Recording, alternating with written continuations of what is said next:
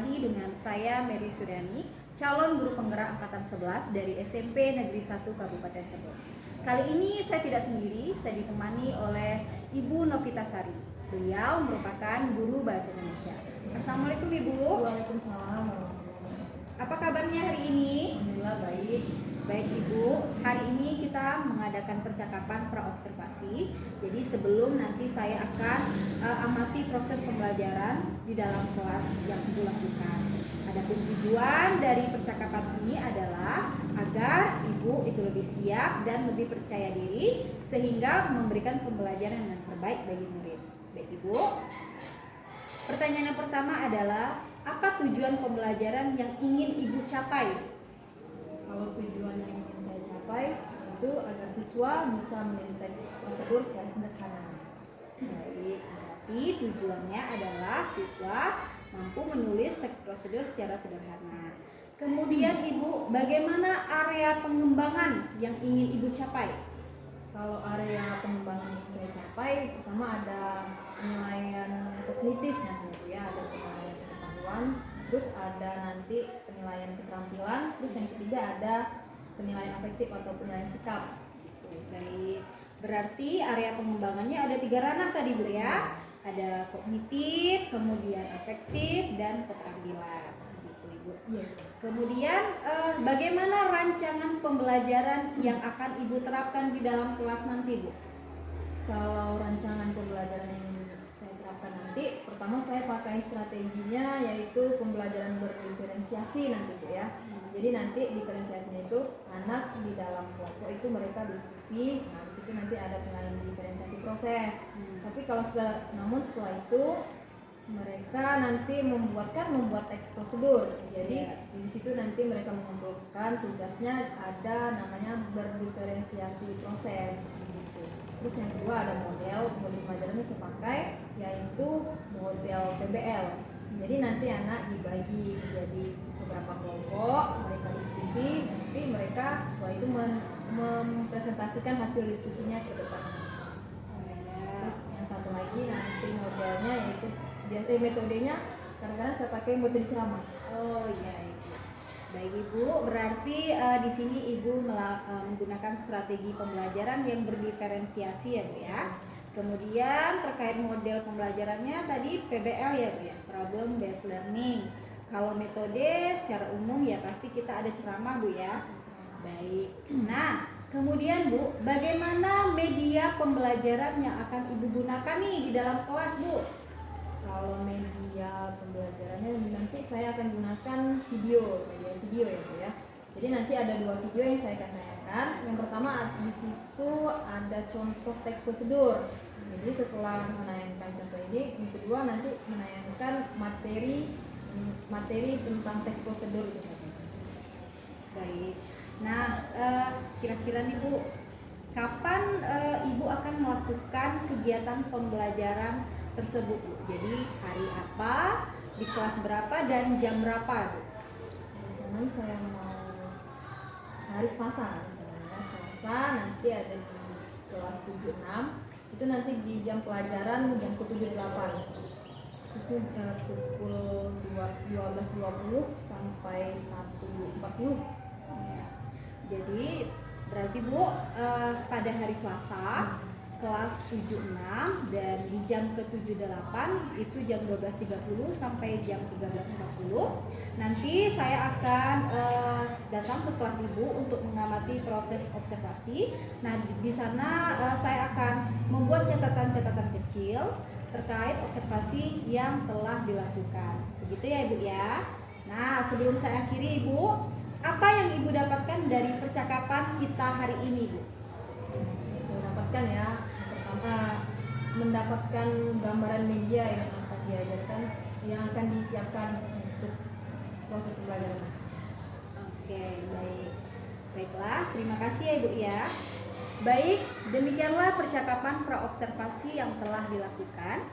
Sampai jumpa di hari observasi selanjutnya. Terima kasih Ibu.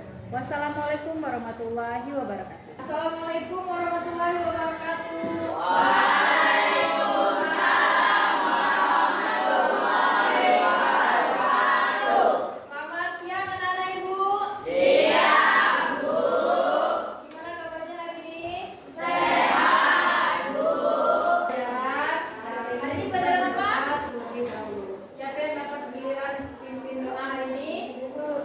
Panji, ayo maju Panji.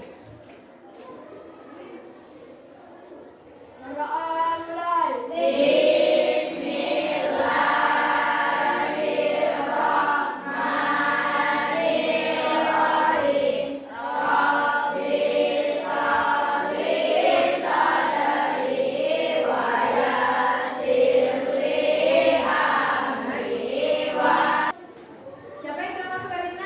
Meta. Meta apa nih? Alvin. Alfa. Tidak ada surat ya?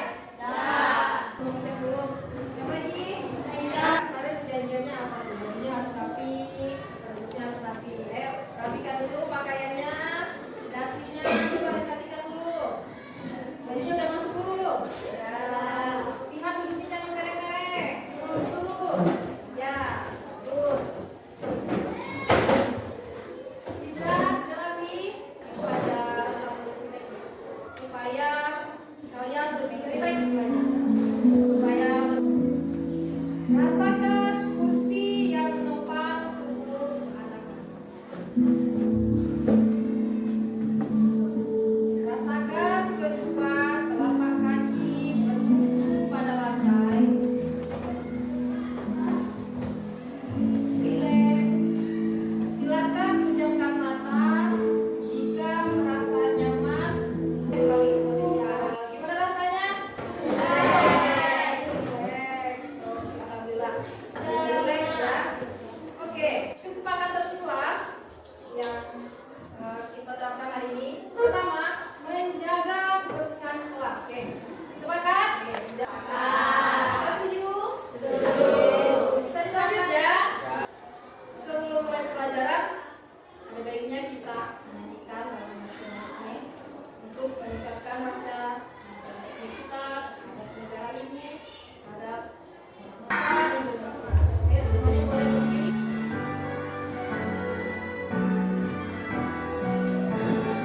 berdiri. Berkibarlah bendera, sucikan bendera di seluruh bangsa Indonesia, terbentuk dan bangsa. Oke, jadi dalam pembelajaran hari ini ada 3 nanti tujuan kita. Yang pertama, anak ibu bisa menelaah apa saja struktur teks prosedur. Yang kedua, kebahasaan dalam teks prosedur. Dan yang ketiga, bisa menulis teks prosedur. Paham? Paham. Masuk pelajaran. Teks prosedur itu apa? Apa gitu? Apa? Teks prosedur adalah teks yang berisi langkah-langkah, cara-cara, dan tahap-tahap untuk membuat sesuatu. Oke, betul. Teks prosedur itu sebuah teks yang berisi cara, langkah-langkah, tahap-tahap untuk melakukan sesuatu atau untuk membuat sesuatu. Di sini ibu ada Semuanya, jumpa lagi di channel Sebuda Justin. Kali ini saya mau bikin sop buah. Ini cara bikinnya gampang banget dan bahan-bahannya juga gampang banget. Nah, buat teman-teman yang penasaran gimana resep dan cara membuatnya, langsung saja yuk kita simak dulu videonya. Untuk bahan-bahannya ini sudah saya siapkan. Di sini ada buah semangka yang sudah dipotong kotak-kotak, melon ini juga udah saya potong kotak-kotak. Kemudian ada kentang manis putih, cincau secukupnya, ini saya potong kotak-kotak. Kemudian ada biji selasi, tadi saya ambil sekitar 1 sendok makan. Kemudian direndam dengan air hangat secukupnya. Itu sekian dari video saya kali ini. Dan yang terakhir, semoga suka, semoga bermanfaat. Sampai ketemu lagi di video selanjutnya ya. Nah, itu tadi salah satu contoh teks prosedur. Apa judulnya tadi? Cara membuat sop buah seger. Enak nggak? Enak sekali. Nanti kita beli kayaknya enak ya. Siang-siang makan sop buah. Oke. Dari tayangan tadi, Ibu mau nanya. Kira-kira siapa yang tahu apa tujuan teks prosedur tersebut? Apa Bitiana?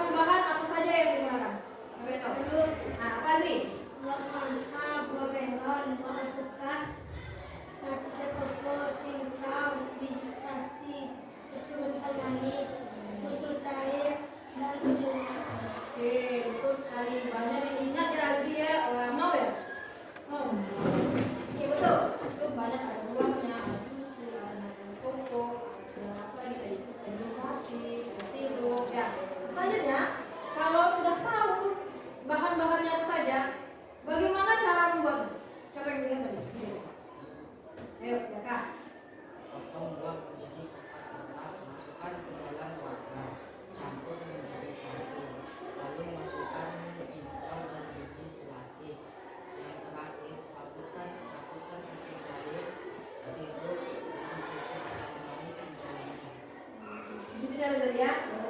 Caranya sangat gampang. Potong buahnya menjadi kotak-kotak, ya kan?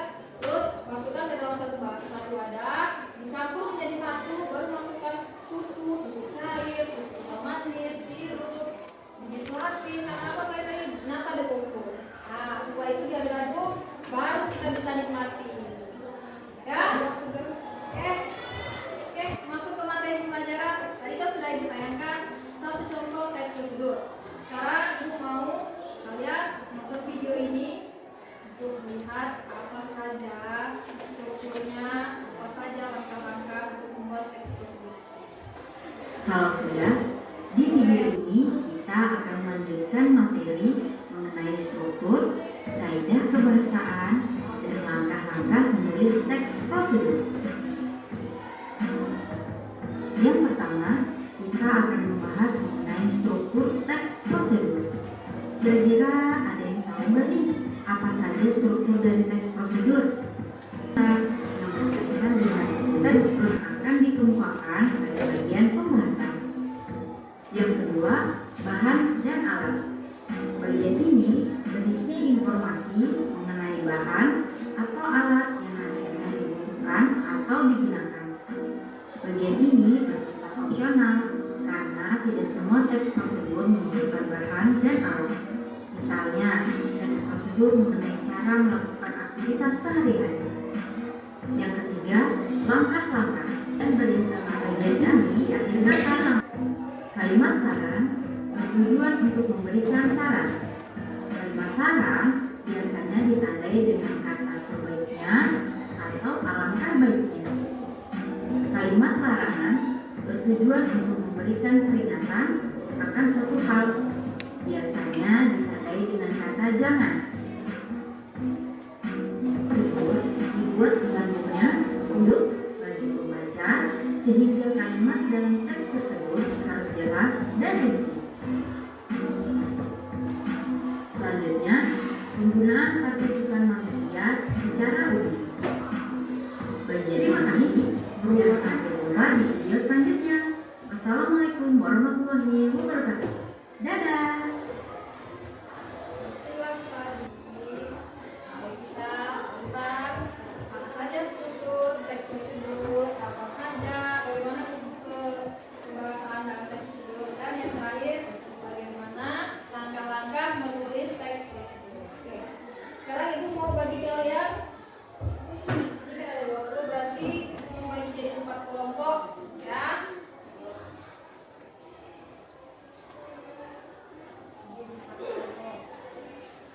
Oke, berarti satu kelompok ada 5 orang berarti ya. Ini ibu akan memberikan KPD.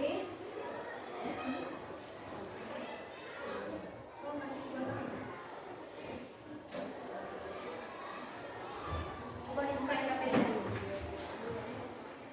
Itu ada tujuan pembelajaran, terus apa saja yang harus dilakukan. LKPD itu lembar kerja peserta didik. Jadi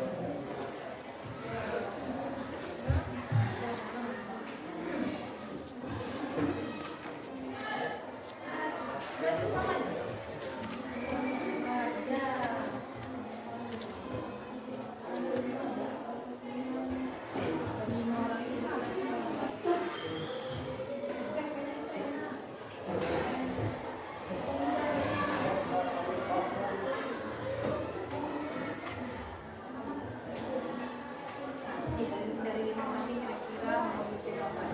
Minuman kesukaan. Sama jus mangga. Mangga enak kan? Gampang tuh bikinnya. Sesuai dengan strukturnya. Kenapa rencananya gimana ya? Mbak? Kira-kira mau bikin apa ini?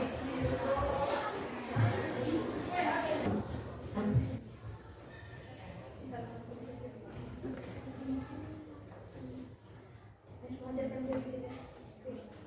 Dia suka makan es krim.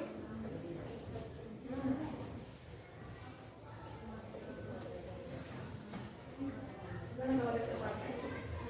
Pakai es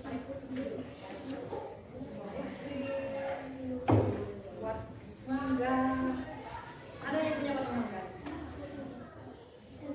Batangnya baik. Batangnya aja biasa. Batangnya, buahnya nggak ada.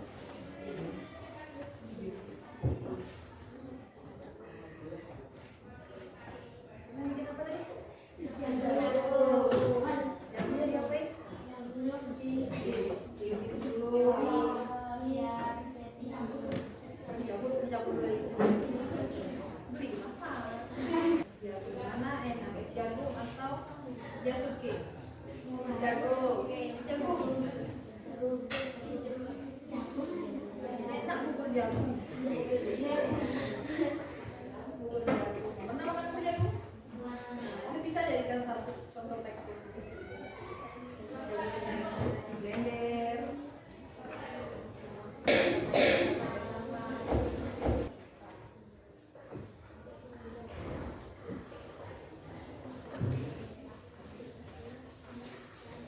Masukkan cappuccino-nya.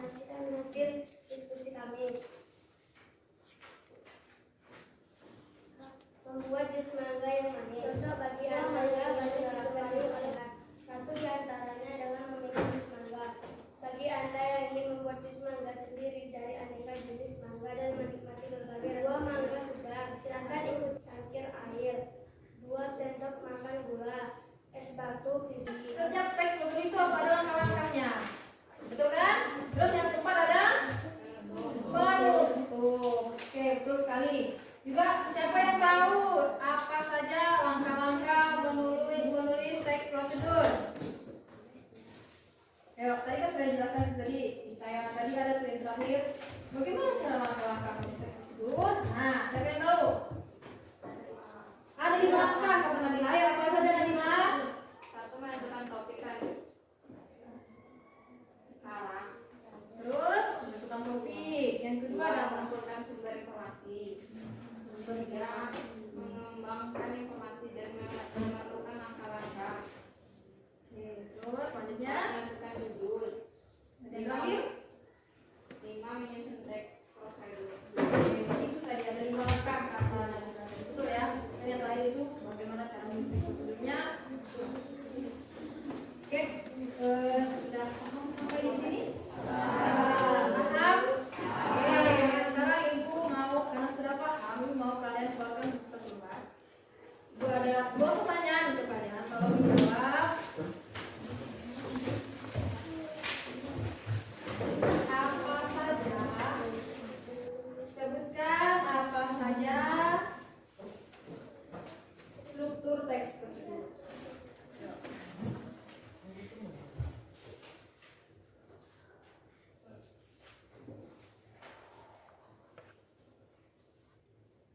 Sebutkan apa saja struktur teks tersebut.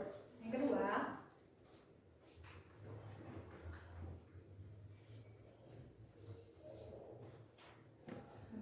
apa saja langkah-langkah menulis teks prosedur. Ini individu ya, masing-masing, bukan berkelompok. Ada isi sekarang saja langkah-langkah.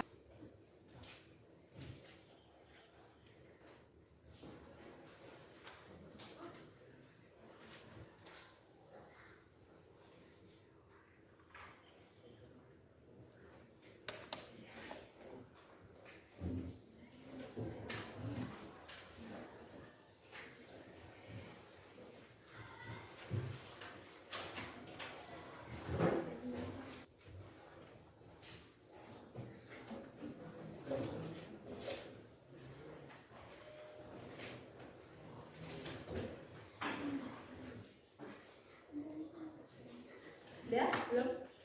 Sedikit lagi.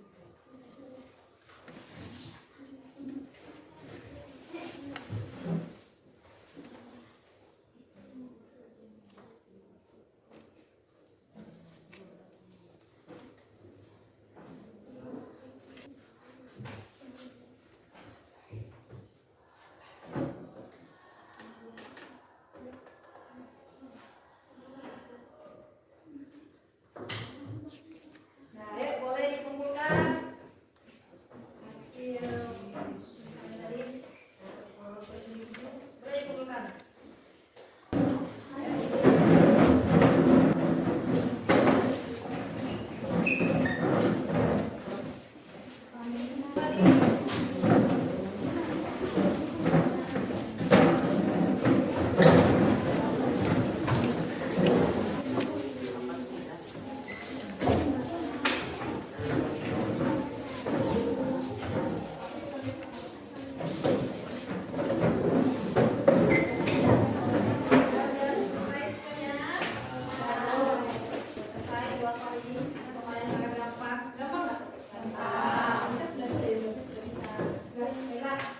Dengan berakhirnya proses pembelajaran kita lagi. Oh ya, ibu ada besok ini kan terakhir kita materi teks prosedur.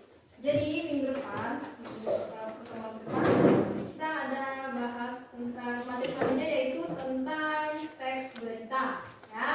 Tentang apa? Teks berita. Tentang teks berita. Nanti di dalam materi itu nanti ada bagian teks beritanya. Nanti dijelaskan ada ciri-cirinya, ada struktur, terus ada apa lagi? Ada jenis-jenis berita, ya. Kalau hari ini kita teks prosedur sudah selesai,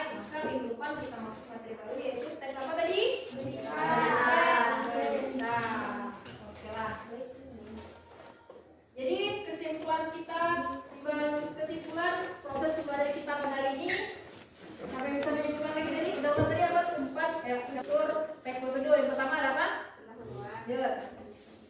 Peralatan asalkan langkah-langkah menutup. Terus langkah-langkahnya apa? Langkah-langkah tadi apa? Iya. Menentukan topik halaman, mengumpulkan sumber informasi, mengembangkan informasi dan memikirkan langkah-langkah, menentukan topik, Terus ayo. menyusun teks prosedur secara utuh. Oke. Oke. Jadi pembelajaran hari ini itu kesimpulan dari materi hari ini. Gimana hari ini pelajarannya menyenangkan tidak? Menyenangkan. Menyenangkan? Menyenangkan. Materi hari ini bisa dipahami? Bisa. Oke. Berakhirnya proses pembelajaran kita hari ini. Siapa yang punya tugas pimpin doa untuk menutup pembelajaran? Oh, Fian, Fian lagi.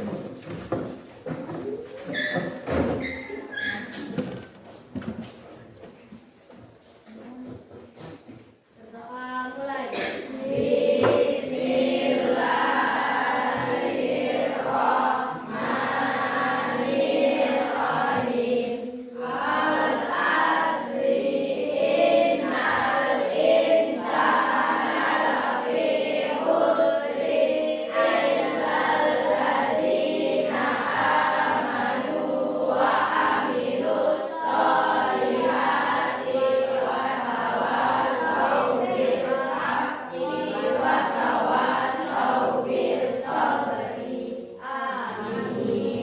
Fian boleh duduk lagi. Oke. Sekian pembelajaran kita pada hari ini. Ibu tutup dengan Assalamualaikum warahmatullahi wabarakatuh. Assalamualaikum warahmatullahi wabarakatuh.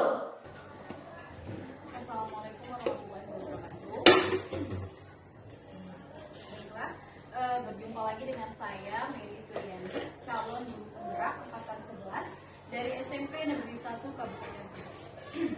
Baiklah, saat ini saya tidak sendiri. Saya bersama dengan di sebelah saya ada Ibu Novita Sari. Beliau merupakan guru bahasa Indonesia. Selamat pagi, Bu. Ya, kemudian di sebelah kanan saya ada Pak Eko Arsono sebagai pengajar praktik. Pagi, Pak. Ya. Baiklah, adapun tujuan dari pertemuan hari ini adalah percakapan pasca observasi yang telah saya lakukan kepada Ibu Novita Sari. Langsung saja kita mulai ya, Bu ya. Oke, Ibu Novita, gimana nih kabarnya hari ini? Alhamdulillah baik. Nah, Ibu, gimana nih kesibukan Ibu akhir-akhir ini apa ya, Bu ya? Kalau kesibukan kebetulan kan ikut PPD ya, jadi sibuknya belajar. Terus ya dulu Belajar ya, Bu. Selamat ya, Bu ya, sudah lulus panggilan UPG ya, Bu ya. Doakan semoga Ibu lulus ke tahap selanjutnya. Amin. Sehat Ibu ya hari ini ya. Alhamdulillah. Nah ini Bu, kemarin kan Ibu sudah nih menjalankan proses pembelajaran, terus ada observasi kelas. Gimana nih perasaan Ibu terkait dengan jalannya observasi kelas yang sudah berlangsung kemarin? Perasaan saya pertama ya, Ya. kalau observasi itu kan biasanya proses pembelajaran cuma ada guru sama murid di dalam kelas. Ini kan ada yang memperhatikan, jadi pertama agak tegang rasanya, terus canggung. Tapi menjelang 5 menit, 10 menit akhirnya sudah biasa. Jadi sebenarnya udah santai Bu ya. Alhamdulillah. Nah Ibu, di pra observasi kan kemarin ada area pengembangan ya Bu ya, yang dilakukan. Nah, bisa ceritakan kembali Bu area pengembangan yang Ibu lakukan di dalam kelas, kemudian langkah-langkah dari tahapan pengembangan yang Ibu lakukan itu seperti apa Bu? Area pengembangan Bu ya. Kalau area pengembangan saya pertama pakai strategi. Jadi di waktu strateginya saya pakai diferensiasi. Jadi diferensiasi proses sama diferensiasi proyek.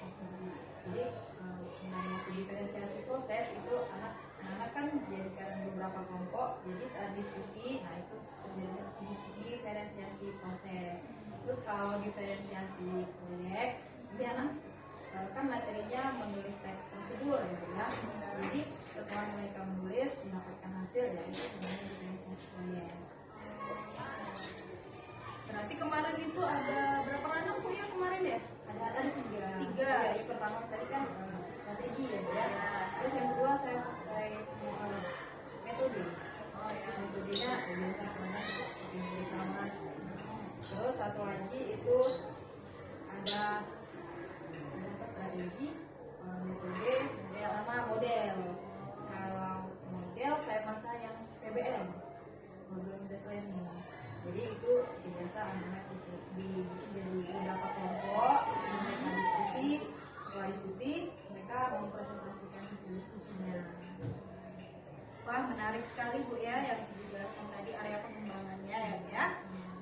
Nah, ini Bu, menurut Ibu nih, kan Ibu tadi udah jelaskan tuh area pengembangannya itu ada 3, kemudian ada diferensiasi proses, proyek tadi kan Bu ya. Nah, menurut Ibu dari area pengembangan yang telah Ibu lakukan ini, kira-kira sudah berhasil atau belum Bu? Saya kira berhasil ya, Bu. Cuman ada sedikit kekurangan mungkin. Sedikit kekurangan. Iya, berarti ada kekurangan ya. Nah, dari misalnya nih dari skala 10 sampai 100 Bu, kira-kira berapa persen nih keberhasilannya? Bisa dikatakan 90% berhasil. 90%. Jadi gini Bu, kan ada tadi keberhasilannya itu 90%. Berarti kalau dari 10 sampai 100 ada 10%-nya ya? Ada 10. Belum berhasil gitu ya, kurang berhasil. Nah, dari 10 tadi Bu, dari 10% tadi, apa sih Bu kekurangan atau kendala yang Ibu hadapi saat proses pembelajaran itu? Mungkin kendalanya dalam setiap kelompok itu ada siswa yang tidak aktif diskusi gitu sih. Karena mungkin karena jam siang mungkin ada. Jadi anak tidak aktif itu mungkin kurang ngantuk atau tidak fokus, mungkin seperti itu.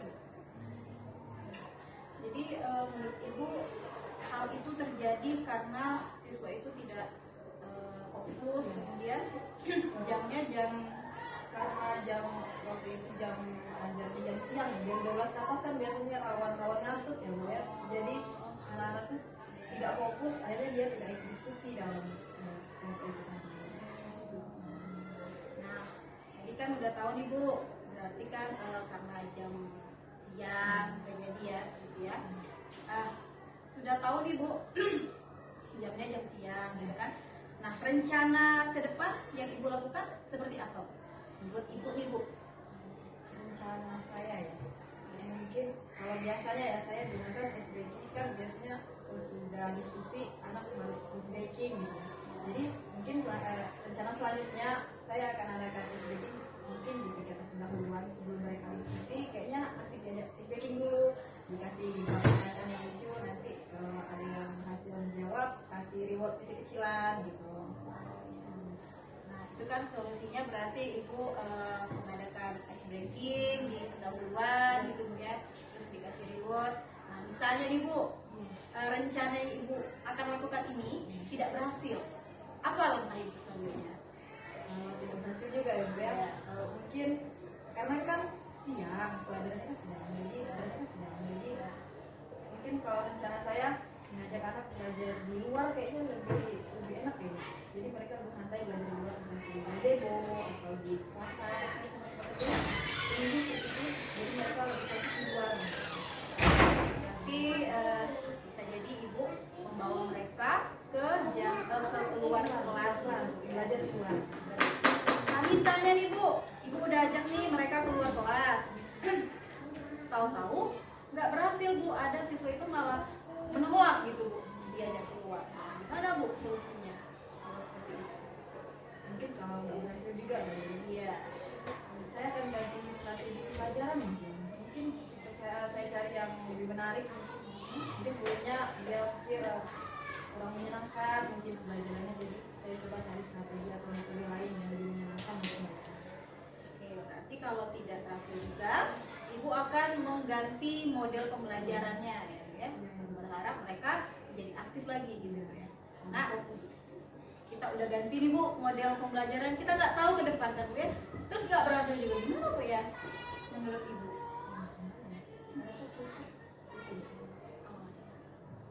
Cukup ya.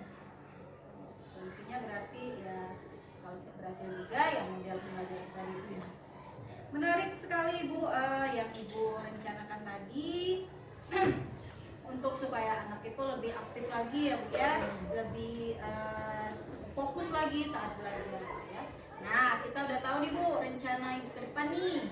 Kapan Ibu akan melakukan rencana yang telah Ibu buat tadi? Kira-kira kapan? Rencananya minggu depan mulai saya terapkan. Minggu depan itu pun kalau pelajaran di siang hari, nah itu mulai saya terapkan. Ya, jadi Ibu akan melakukan rencana tadi di minggu depan ya, di jam pelajaran bahasa Indonesia. Bu, demikianlah Bu ya rangkaian kegiatan supervisi akademik kita. Semoga rencana yang Ibu rencanakan tadi itu terrealisasi dengan baik dan anak-anak itu menjadi fokus, kemudian dia menjadi aktif. Ya, saya doakan semoga berhasil dan tetap semangat Ibu ya. Baiklah, demikian rangkaian kegiatan supervisi akademik dari mulai percakapan pra-observasi, observasi dan pasca observasi. Selanjutnya saya kembalikan ke pengajar praktik yaitu Pak Eko. Ya, terima kasih Bu Mary dan juga Bu Novi yang sudah melaksanakan supervisi akademik, sebuah proses yang luar biasa untuk bagaimana mengembangkan potensi-potensi guru yang sudah Ibu lakukan terkait dari awal, karena di supervisi akademik itu pasti dilalui dulu sebelumnya ya observasi masuk kelas atau observasi dan juga yang hari ini Ibu lakukan adalah proses pasca observasi. Dan tentu di pra observasi yang dilakukan itu tentu bagaimana untuk mengetahui tujuan-tujuan pembelajaran yang Bu Novi ingin capai terhadap anak-anak kita, siswa-siswa kita, kemudian bagaimana area pengembangan apa yang mau diterapkan dan juga strategi-strategi apa yang mau diterapkan di kelas tersebut itu untuk mendapatkan hasil yang maksimal. Kemudian setelah proses itu ada proses observasi masuk kelas. Bu Mary sudah mengobservasi Bu Novi, tentu observasi di kelas ada kalanya tidak sesuai dengan perencanaan yang mungkin tentu yang Bu Mary sudah imbaskan kepada Bu Novi terkait dengan pembelajaran berdiferensiasi, kemudian ada KSE-nya, PSE-nya, kemudian sosial emosional dan juga budaya positif yang ada di kelas Bu Novi dan Bu Mary tentunya nanti di berbagai pembelajaran kita masing-masing. Tentu upaya-upaya itu terkait dengan pencapaian ya ataupun tujuan pembelajaran yang sudah direncanakan, ketika belum maka bisa kita lihat di perbincangan pada pagi hari ini untuk bagaimana mengerti ataupun menindaklanjuti dari kegiatan yang sudah Bu Novi lakukan yang diobservasi oleh Bu Mary. Tindak lanjutnya bagaimana mengevaluasi apa yang harus dilakukan ke depan, apa kekurangan, apa kelebihannya, tentu itu untuk mendapatkan proses yang baik di fase-fase berikutnya di pembelajaran di kelas Bu Mary dan juga Bu Novi di pembelajaran berikutnya. Tentu harapannya dengan coaching ini Bu Novi bisa sendiri mencari solusi, ya artinya mencari solusi untuk perbaikan pembelajaran ke depannya. Tentu dengan harapan untuk Bu Mary kita imbaskan, jangan hanya sekedar di Bu Novi saja, proses ini bisa dilakukan ke teman-teman yang lain dan juga diimbaskan bagaimana pembelajaran berdiferensiasi, kemudian ada juga pembelajaran sosial emosional. Nah itu tentu harapannya kembali lagi ke pihak pendidikan ataupun pembelajaran yang berpihak kepada murid. Harapannya semakin baik pembelajaran di kelas, seperti akademik yang sudah dilakukan. Mudah-mudahan ini bisa dilanjutkan terus, tidak hanya sebatas melaksanakan tugas. Mudah-mudahan nanti dilakukan oleh ini juga akan berkembang puas terhadap pembelajaran di kelas, sehingga persoalan-persoalan yang ada di siswa itu bisa terselesaikan dengan baik, dan kita juga lebih enjoy, lebih bisa menikmati pembelajaran kita. Mungkin saja umpan balik, tetap semangat ibu semuanya, mudah-mudahan kita tetap berjalan yang baik, bagaimana pengembangan sikap, pengembangan keterampilan dan juga keterampilan dari siswa. Mungkin itu saja Bu Mary dari saya. Alhamdulillah saya mau. Terima kasih Pak Eko. Baiklah, demikianlah proses percakapan pasca observasi hari ini. Terima kasih Ibu Novitasari. Terima kasih Pak Eko Hartono. Dan saya akhiri dengan wassalamualaikum warahmatullahi wabarakatuh.